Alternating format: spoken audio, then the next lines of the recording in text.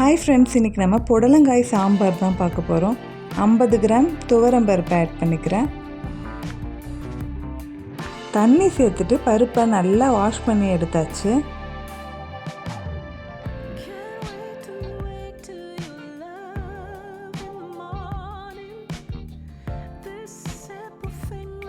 பருப்பு வேகிறதுக்கு தண்ணி ஆட் பண்ணிக்கிறேன். மஞ்சள் தூள் 1/2 ஸ்பூன். இது நல்லா வெந்து வரட்டும். இப்போ ஒரு பவுலில் சேஞ்ச் பண்ணியாச்சு. வாங்க இப்போ செய்ய ஸ்டார்ட் பண்ணிடலாம். ஆயில் ஆட் பண்ணிக்கிறேன். கடுகு 1/2 ஸ்பூன்,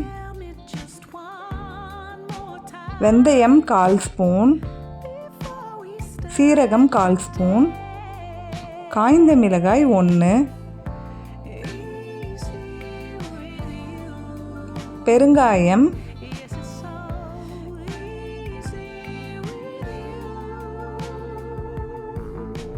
வதக்கி விட்டுட்டு கறிவேப்பிலை சேர்த்துக்கிறேன்.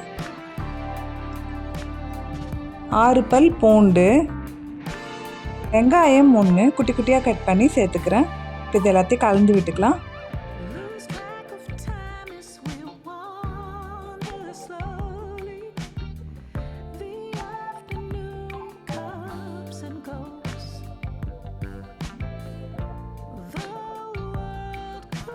நாம் சேர்த்த வெங்காயம் கிளாஸ் அளவு வதங்கி வந்திருக்கு. அடுத்து தக்காளி ஆட் பண்ணிக்கிறேன். 2 தக்காளி சேர்த்துக்கலாம்.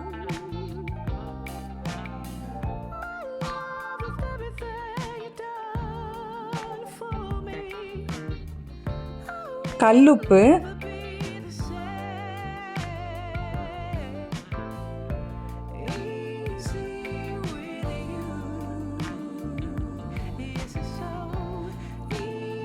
தக்காளியை இந்த வெங்காயத்தோடு நல்லா மிக்ஸ் பண்ணி விட்டுடுறேன்.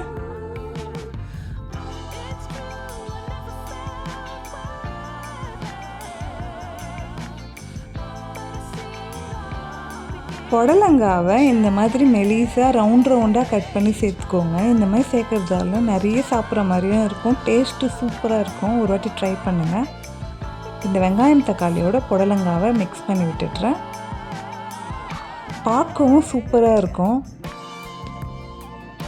இது கலந்து விட்டாச்சு. பருப்பும் நல்லா வெந்து வந்திருக்கு. அதனால் மிக்ஸ் பண்ணிவிட்டு அப்படியே ஆட் பண்ணிடுறேன். புடலங்காய் வேகணும்னு அவசியம் இல்லை. இந்த பருப்போடு சேர்ந்து மிக்ஸ் ஆகி வேகும். இதோடு வேக சொல்ல சாம்பாரும் சூப்பராக இருக்கும். புடலங்காவை அப்படியே சேர்த்துக்கிறோம். மிளகாய்த்தூள் 1 ஸ்பூன் சேர்த்துக்கிறேன். சாம்பார் பவுடர் 1/2 ஸ்பூன் சேர்த்துக்கிறேன். கலந்து விட்டுடலாம்.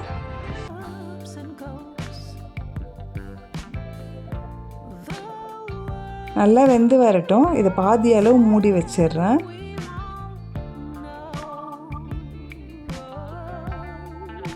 இந்த சாம்பாரோட சீக்ரெட்டு புடலங்காய் இந்த சாம்பாரில் அப்படியே வேகிறது தான். 1 கப் வாட்டரில் புளி ஆட் பண்ணிவிட்டு ஊற விட்டுடுறேன். பாருங்கள், இப்போ இது நல்லா கொதிக்க ஆரம்பிச்சிருச்சு. புளி தண்ணி 1 கப் ஆட் பண்ணிடுறேன்.